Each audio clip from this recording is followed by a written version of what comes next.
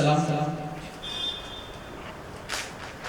मराठी गजल का एक मधला और दो शेर अर्ज है। कोणी विचारले धन तर भूक दाखवा। सर सालों कई सालों से आदमी के पास गरीब के पास एक ही उसकी दौलत है जो कभी खर्च नहीं हुई, वो है उसकी भूख। कोणी विचारले धन तर भूक दाखवा, उघडून आतड्यांची संदूक दाखवा।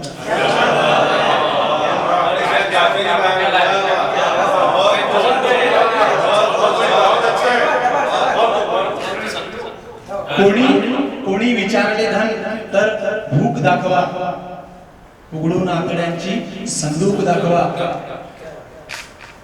आणि सब लिखने वालों के लिए शेर है कि नंतर मला भले ही बंदूक दाखवा। मतलब ऐसा नहीं है कि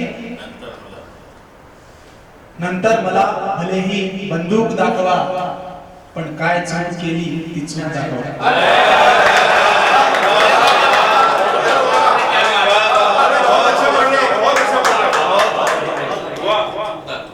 नंतर मला भले ही बंदूक दाखवा, पण काय चूक केली ती चूक दाखवा। आणि असतील मय्यतीला कित्येक चेहरे, असतील मय्यतीला कित्येक चेहरे, पण एक चेहरा तर भाऊक दाखवा।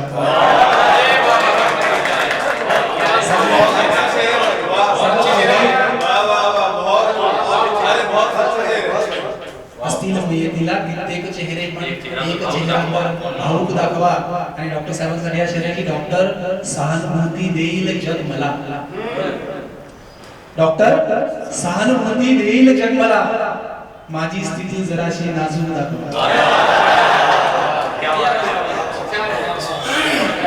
डॉक्टर सहानुभूती देईल जग मला, माझी स्थिति जरासी नाजुक दाखवा। और हाल ही में मुकम्मल हुई ये गजल आपके सामने पेश करता हूँ। कि लोग पूछते हैं कि साहब के अल्फाजों में आपके कलम में इतना दर्द कहाँ से आता है, तो उस ख्याल पे शेर है कि या छातीला बिलगून जेव्हा आई परवा रडली होती, या छातीला बिलगून जेव्हा आई परवा रडली होती, चार आसवे तिची खिशाच्या पेनामध्ये झरली होती। या छातीला बिलगून जेव्हा आई परवा रडली होती, चार आसवे तिची खिशाच्या पेनामध्ये झरली होती। आणि खबर तुझ्या जाण्याची नव्हती किंवा साधा निरोप नव्हता, खबर तुझ्या जाण्याची नव्हती किंवा साधा निरोप नव्हता।